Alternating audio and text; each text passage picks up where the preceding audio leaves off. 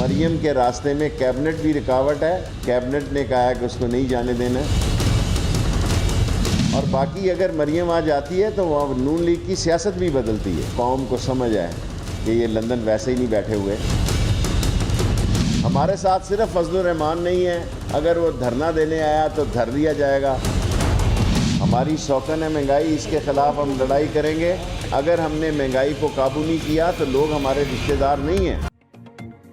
मरियम नवाज के लंदन जाने की राह में सिर्फ काबीना रुकावट है। बिलावल भुट्टो को भी अपना सदका देते रहना चाहिए। वजीर रेलवे शेख रशीद कहते हैं कि पीपल्स पार्टी और नून लीग वाले मीडिया खेलेंगे। कौम जानती है ये लंदन ऐसे नहीं बैठे। मौलाना फजलुर रहमान धरना देने आए तो धर लिए जाएंगे।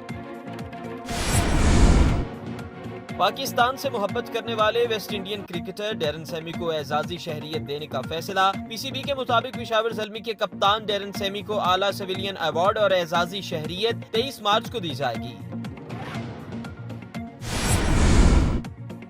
भारतीय शायर जावेद अख्तर का मोदी सरकार के वजीर गिरिराज सिंह के खिलाफ मुकदमा दर्ज करने का मुतालबा। कहते हैं गिरिराज सिंह ने हिंदुस्तानी मुसलमानों और भारतीय आइन की तौहीन की है। भारतीय वजीर ने तकरीर के दौरान कहा था कि तमाम मुसलमानों को 1947 में ही पाकिस्तान भेज देना चाहिए था।